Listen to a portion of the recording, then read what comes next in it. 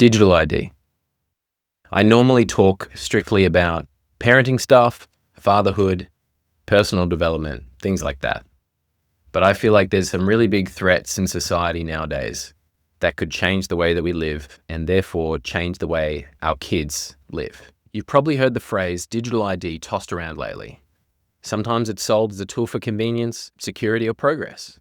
But the reality is, when a single digital identity becomes the key to your money, your medical records, or your ability to travel, that key can lock you out also.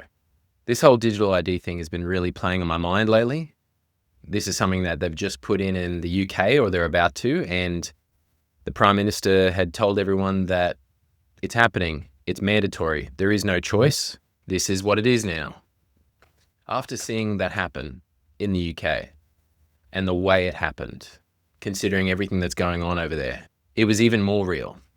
This has been pushed for a while, this has been spoken about for a while, and it's been in the, I guess, quote unquote, conspiracy theorist category for a long time. And I'm very much a grain of salt sort of guy. You can tell me whatever, I can listen to your side, I can listen to this other side, I can look at the news, I can look at independent articles, I can look at independent people's videos and everything like that. And I will take a grain of salt with it all. And then over time, I will look into it and I will look into every part of it because I don't have any allegiances. I don't have any allegiances to do with the news, government, people, anything like that. My faith is the only thing that I have an allegiance to, other than my family, of course.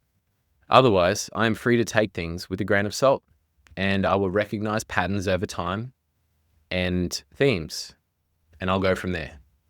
This digital ID thing, though, has really ramped up recently. Here in Australia, they're wanting to push it through as a social media ban for under 16s. And of course, on the surface, what a noble thing to do. Of course, we want our kids to be safe on social media and on the internet in general. Of course, we want that. However, this would require everyone to do facial scans and take biometric data every time they want to use it. And then if they're tracking you and what you're looking at and what you're doing, then I think that leaves people open, innocent people and good people, to potentially having some drama in the future, as we can see in the UK. In the UK, 12,000 people are getting arrested every year for social media posts, for disagreeing with immigration policy or anything like that. But the fact is that you can get arrested for social media posts, and then you can also get in trouble for thought crimes. You can get in trouble for preaching the gospel. You can get in trouble for so many different things, which require jail time now. It's become totalitarian, and it's not a society that's going to flourish under that, because history tells us that it never has. So seeing this social media ban come into Australia, it just tells me that it's a Trojan horse. That it's a Trojan horse to get people to sign up, to get their digital ID, to accept this encroachment on privacy for everybody, for the quote-unquote greater good. And then, once that's in place, they can do what they like. Digital ID is sold to you as convenience. A one-stop shop for all things to identify you way more easily, to make your life easier. But this system also creates a single point of failure: exclusion, mass surveillance, economic lockout, and large-scale data breaches. Unfortunately, there is already some examples of the power and the destruction this can cause in the short amount of time that it's been implemented. Certain countries have already experienced this and its full power. In Vietnam this year, as of the 1st of September, it already showed you what it can do. There's been a national digital ID push in Vietnam. The central bank and government pushed through the digital ID, rolling out stricter biometric requirements and for every citizen to get a digital ID. According to Vietnam News, the State Bank of Vietnam announced that more than 86 million bank accounts would be deleted starting September 1st, 2025. That's 86 million because they hadn't been verified through the new biometric ID system. Officials said it was to clean up inactive accounts and prevent fraud, but in practice, it means millions of ordinary people suddenly found themselves unable to access their own funds. That's not a theory, that's now government policy. And it's not the first time this kind of digital cleanup has caused real pain. They frame this as fraud protection. However, this is clearly financial exclusion for people, particularly for the elderly or the people who live rurally. But ultimately, anybody who did not comply to this cannot access their bank accounts without complying. That's forced measure. That's not freedom. That's coercion. That's ransom. That's saying, you will not get this back unless you do what I want you to do. That's ransom. That's manipulation. If nothing else, this shows exactly what this power can do. This level of control can do, and the mass exclusion that can happen for people who don't comply. And I don't have a problem with choice, as long as it's your choice. If that choice is forced, I have a problem with that. I will leave a lot of these articles and information in the description of this video. Check it out for yourself. Do some research yourself. Look into it. Take everything with a grain of salt. I might be lying to you completely. I might be a worrier. I don't think I am, but you should check it out for yourself and see what you believe and see what you think is right for you and your family. Ultimately, we have to do what is best for our families. That's it. That's what matters. India. In India, the national digital ID system called Aadhaar was meant to make life easier. That's how it's sold, right? But The Wire reported earlier this year that biometric verification failures, fingerprints, iris scans, are still locking the poor and elderly out of their welfare payment systems. Imagine having food rations or pension payments denied because a fingerprint reader didn't recognize you. Aadhaar faces high rates of biometric verification failure and privacy concerns. There's been parliamentary scrutiny this year raising these exclusion concerns. Over the years, there have been high-profile reports and dark web listings claiming enormous data breaches and data sets, hundreds of millions, of Aadhaar-linked personal details leaked or sold. These incidents obviously fuel fears about identity theft and misuse. This whole thing that was meant to make things more secure, that's sold to you as being more secure, beneficial for you. They're doing you a favor. This is so convenient. They're so kind. Oh my goodness, free of charge? Incredible. It's creating more problems. It's now one spot that people can grab all of your details, access your bank, your ID, your health insurance. It can deny people essential services. It's your data. It's your biometric data. It's your fingerprints. It's your eye scan. It's you, the UK.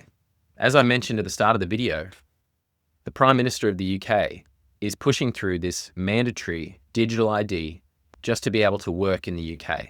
No choice, packaged as it's so convenient, as it's so kind, and it's free of charge, and it's so helpful, as if it's going to stop illegal immigration as well, which doesn't make any sense. We don't have to do that right now because it just doesn't make sense. But that's what he said it as. You can't do anything without it, is what it's packaged as. Over 3 million signatures said, no, we don't want that, yet they're powering on ahead. So if it was really for the people, they'd listen to the people. China. This is the big one.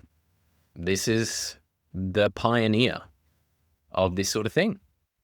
This is the poster boy for all of this sort of digital ID, CBDCs, carbon credit score, social credit score. Their system is what all this is off.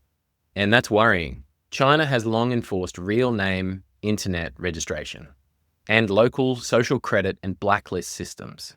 A new digital identity system launched in mid-2025 now links every citizen's online activity to a state-issued digital ID number, tied directly to facial recognition.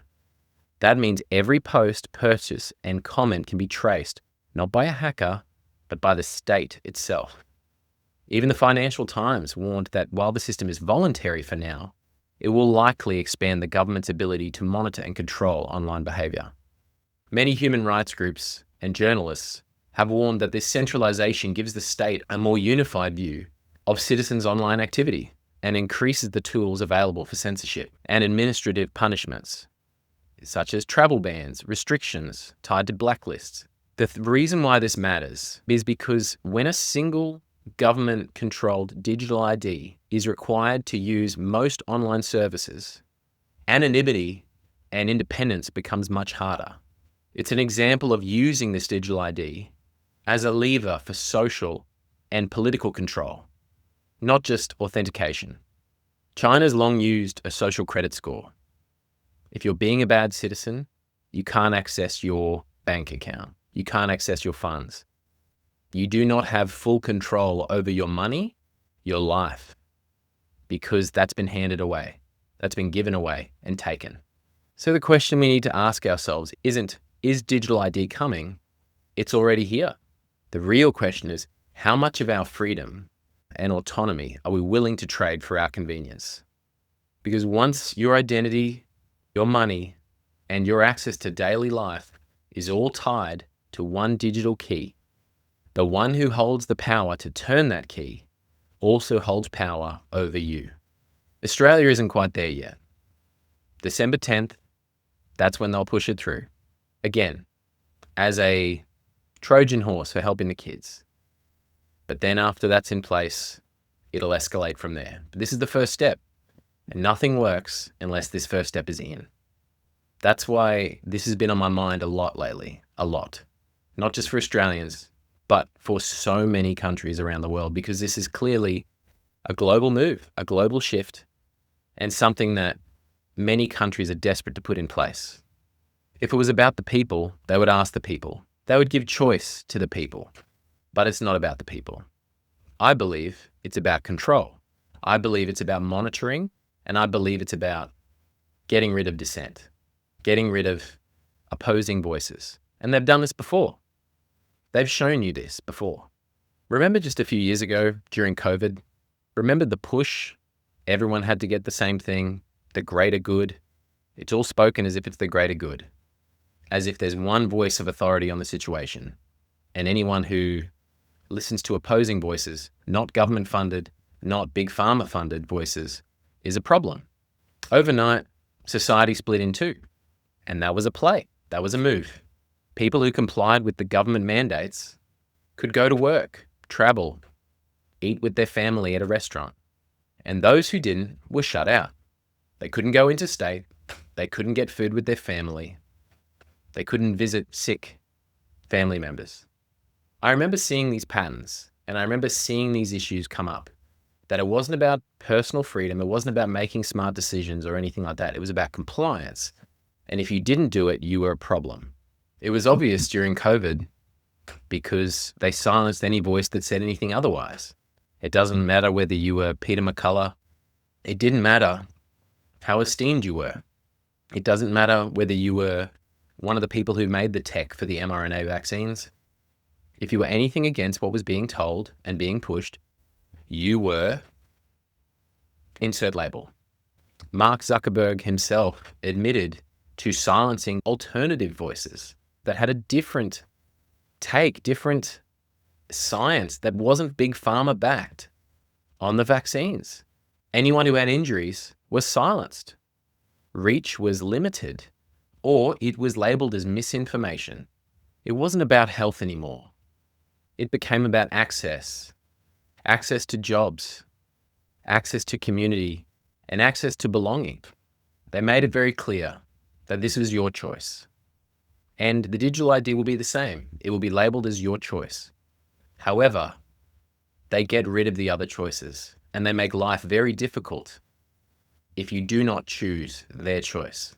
The choice is comply and get all the things you had previously, but we have more control. Or you could try. You can try to live without it. Live without a bank account. Live without ID. Live without access to different things. But you can choose that life. You can choose that. It's coercion. It's control. It's ransom. It's totalitarian.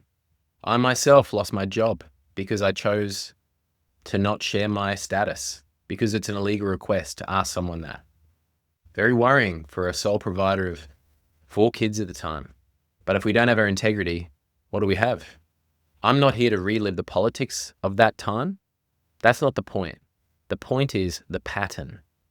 This is something that they've done previously. This is something they can do again. Digital ID is being sold as safety and security for all people who comply. But it's built on the same patterns and infrastructure that made those COVID systems possible. The same people are doing it. And they're doing it the same way. QR codes, databases, central verification. The same logic that once said, show me your pass to enter this cafe, can one day say, show me your ID to access your money. Your money. It's not theirs. They've taxed it to oblivion anyway. But it's not theirs. The technology is neutral, but how it's used determines freedom or control. And history shows the moment you tie identity to compliance, you create a two-tier society, the verified and the restricted. A two-tier society has happened throughout time. However, current times are showing ways of justifying that, those two tiers. One is worthy of respect and access, one is not. And I don't think that's right. I think you should choose what you want to choose. If you want to go along with something, no problem. If you don't, no problem. But it has to be your choice. You are a member of society. You are an individual. You are not a group of people. When they reduce us to lack individuality, you do get things like comply, it's for the greater good. Either we're all safe or none of us are safe. Either we're all secure or none of us is secure. This is the sort of rhetoric that gets pumped out. That's why we have to be aware of these things. That's why I'm talking about this. This has been on my mind a lot, and I want to talk about something that is going to affect your family, no matter the country. If you're in America, stay vigilant, because I don't think it would be far away, and it definitely could be implemented. Don't be fearful, be aware, learn. We have to continue to learn and see what we can do, what we want to do, or what we should be able to do, or what others should be able to do. I don't have to agree with everyone's decisions and they don't have to agree with mine, but we have to have the ability to make those decisions or mistakes. Because if we don't discern the directions of these systems now, our kids will inherit a world where freedom is conditional, and they'll think that's normal. I can't think of many things sadder than that, to leave my kids that. As fathers and as parents, we can't let that happen. Our job is to teach our kids that they're a free person, that they're an individual, that they are independent, that they are not reliant on anyone. For me, my faith keeps me anchored. No system can define that. No system can define my worth. Only God can.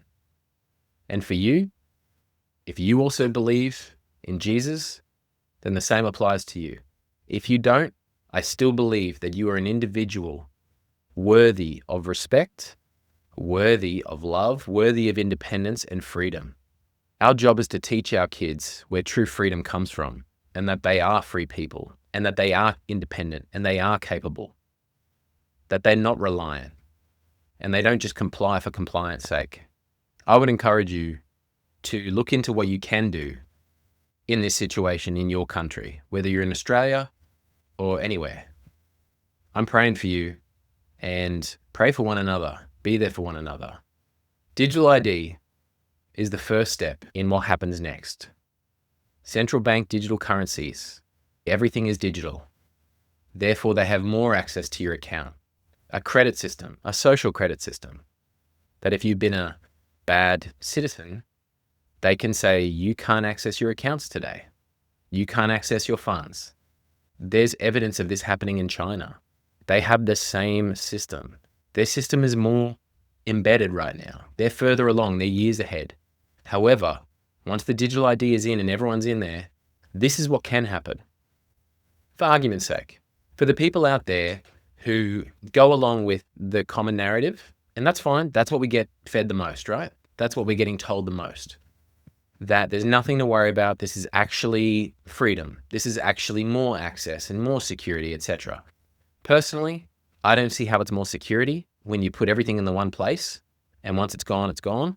And if you can turn it off, it can just be turned off. Why not have hard copies as well? Anyway, with the people who argue that there's no issue, looking too far down the line, it's not going to happen that way. For argument's sake, let's say that it doesn't. And let's say that everybody who puts it into place and everybody who puts it in their countries is a great guy or a great girl, and they put it in and they're respectful and integrity is paramount, and they're not going to touch your stuff. They're not going to monitor you. They're not going to penalize you for sharing a post or saying, I don't agree with what the government says, etc. They're not going to cut off anything like that. Let's say that that happens and that they're awesome and they don't do that. However, the infrastructure is still in place. They're not going to be in power forever. Who's going to come in next with the system ready to go? You've got it sitting there to be abused. You've got no privacy. You've got no rights, not even to your own money. So whether it's this generation or the next, whether this 4 years, whatever your election cycle is in your country, or the next, whether it's this prime minister or president or the next, the infrastructure is there to be abused and to be taken advantage of, and you're susceptible. Now, I'm no expert on alternatives. However, I know I need to learn a lot, and I'm encouraging you to do the same. If you want to comply and you want to get it, that is completely your choice, as I believe it should be your choice. However, if you don't want to do it, you need to learn, and so do I. So I'm encouraging you, dads, mums, adults, you need to do this. You need to look into it. See if you are happy with it and see if you aren't. And if you aren't, what are you prepared to do to make sure that you do have privacy, to make sure that you do have control over your own life? And I hope that I'm wrong with everything that I'm saying right now. I am very hopeful that I'm wrong. I hope that I'm just losing it a bit, or I'm too worried about something. I really hope that that's the case. I haven't said anything before because you always seem crazy, right? And the world is actually a sci-fi movie. The more I go through life, the world is a sci-fi movie, and it's crazy. Everything sounds insane. And this sounds crazy. Like, why the heck would this happen? Why would we be at this point? But that's what it seems to be. And again, very happy to be wrong. So anyway, protect your family, protect yourself, figure out what you're okay to go along with and what you're not. It's your job to learn. If you want to be part of a community of strong Christian men that lift each other up, that want to become better in every part of their lives, I'll put a link below. My other community of people that are determined to grow in being coached, being counseled as a team, having unity, having accountability, that will be alongside soon. But until then, I hope you're well. Bless you and bless your family.